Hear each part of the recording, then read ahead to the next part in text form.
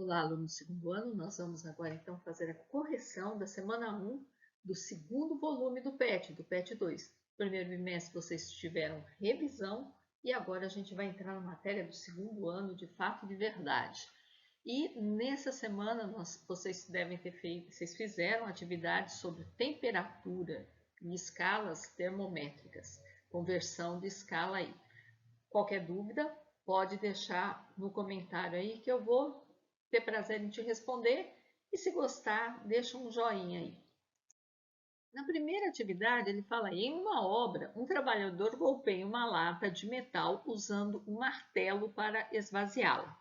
Após o movimento, observa-se que a temperatura da lata se eleva bastante. Com suas palavras, justifique o aumento da temperatura da lata devido à movimentação das partículas com o martelo. Lembre-se dos conceitos de temperatura e calor. Gente, o que acontece? Conforme bate, o martelo transfere energia para a lata. Só que toda aquela energia que ele transferiu ali vai ser transformada na forma de calor. Geralmente, quando atrito ou essas pancadas assim geram energia e essa energia ela gera calor. Então, o calor ele aumenta, faz com que a temperatura do corpo aumente. Então, a resposta que eu dei foi assim: ao desferir golpes sobre a lata, o trabalhador transfere energia. A energia mecânica é transferida para a lata, sendo transformada em energia térmica, que denominamos calor, que aumenta a temperatura da lata. Na questão 2, ele fala: o calor é definido como uma energia térmica que flui entre os corpos. O fluxo de calor entre dois corpos em contato se deve inicialmente a. Então, gente, calor, ele sempre passa, a gente vai ver mais para frente, quando for ver a termodinâmica, ele sempre passa do corpo de maior temperatura para o corpo de menor temperatura, nunca ao contrário.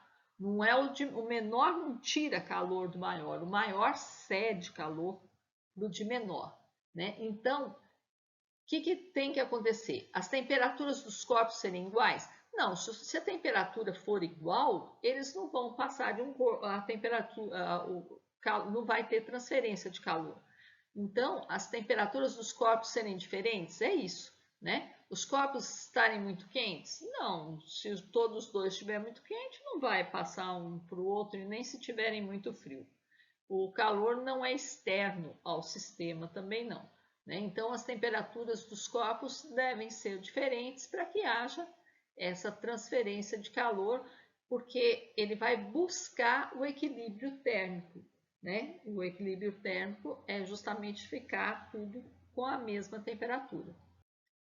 Na 3, ele fala aí, transformando a temperatura de 25 graus Celsius para a escala Fahrenheit e em seguida convertendo-a para a escala Kelvin, quais as temperaturas registradas nas respectivas escalas? Bom, se você tivesse com problema de tempo para resolver a questão, você ia direto aqui, ó, somava 273 e ia achar a única, que são todos diferentes, você já ia achar os quantos Kelvin são e já matava a questão.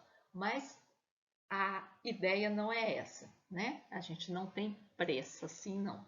Vamos então fazer devagarzinho.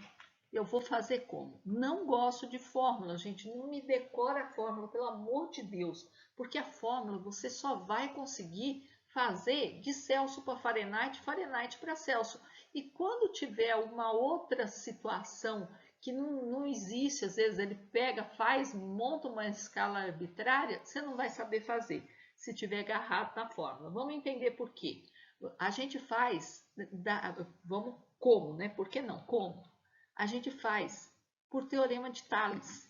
Então aqui vamos supor que a gente tem a escala Celsius e a escala Fahrenheit. A graduação delas é diferente. Quando é 100 na Celsius, é 212 na Fahrenheit. Quando é 0 na Celsius, é 32 na Fahrenheit. Então, é como se eu pego assim, um feixe de retas paralelas cortadas pelas duas transversais aqui. Então, eu vou pegar aqui, ó, vou pegar de um lado e do outro. Então, aqui, ó, 25 menos 0 está para 100 menos 0, então 100 menos 0, assim como do jeitinho que eu peguei de um lado, eu vou pegar do outro. Eu peguei 25 antes do zero, então vou pegar o x antes do 32. X menos 32 está para, do jeitinho que eu peguei, olha lá, 100, depois o zero. Então, 212 menos 32. Aí, aqui, ó, eu já posso ir fazendo minhas continhas, né? 100 dividido por 25 é 4. Então, eu já posso dividir em cima e embaixo por 25 e considerar um quarto em vez dessa coiseira tudo. Aqui também, ó, 212 menos 32 é 180. Então, vou ficar lá que 1 quarto é igual a x menos 32 sobre 180.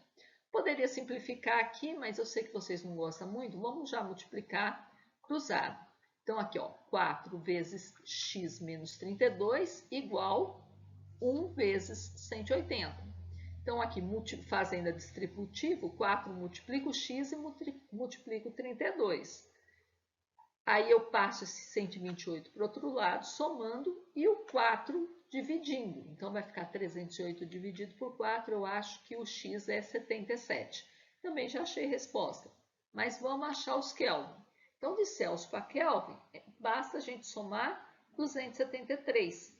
Kelvin é a temperatura absoluta. Então, o 0 Kelvin é quando as partículas parou completamente sua agitação. Então, o Lord Richard Thomson Kelvin, ele estimou isso em menos 273 graus Celsius. Então, ele fez a escala Kelvin contando em cima da escala Celsius. Por isso que não tem como, é só você somar. Então, 25 mais 273, a gente acha 298, letra C. Na 4, fala aí, quando uma enfermeira coloca um termômetro clínico de mercúrio sob a língua de um paciente, por exemplo, ela sempre aguarda algum tempo antes de fazer a sua leitura. Esse intervalo de tempo é necessário.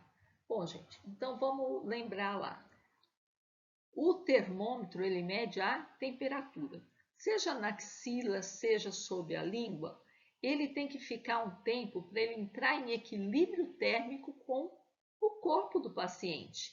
É o que está escrito aí, ó, na letra A. Ele tem que entrar em equilíbrio térmico com o corpo do paciente para poder marcar a temperatura. Na letra B, ele fala aí, para que o mercúrio, que é muito pesado, possa subir. Não, se ele é muito pesado, ele não vai subir, ele vai descer, né, gente? Vamos combinar. Na letra C, para que o mercúrio passe pelo estrangulamento do tubo capilar, não, gente, o mercúrio, ele tem um ponto assim, ele fica bem mais líquido, rápido, né? Então, ele passa pelo capilar. Quando tira, né, o capilar aí, esse estrangulamento do tubo capilar, ele é justamente para o mercúrio não descer quando a enfermeira tira, porque a tendência vai ser entrar em equilíbrio térmico com o ambiente. E ela não quer isso, ela precisa ler primeiro a temperatura que foi medida. Por isso que existe esse estrangulamento aí no capilar. Depois a D, devido à diferença entre valores de calor específico do mercúrio e do corpo humano, gente, o mercúrio não vai entrar em contato com o corpo humano, não. Que diferença de calor específico é essa? E porque o coeficiente de dilatação do vidro é diferente do coeficiente de dilatação do mercúrio. É claro que são diferentes os coeficientes de dilatação, mas não é por isso que a enfermeira espera, não. Atividade 5, fala aí, classifica as afirmações a seguir em V para verdadeiro e F para falso. Na letra A, ele fala, a energia interna de um corpo pode aumentar sem que o corpo receba calor. Gente, ele pode aumentar, a gente viu o caso lá até na primeira questão, no caso do atrito, né?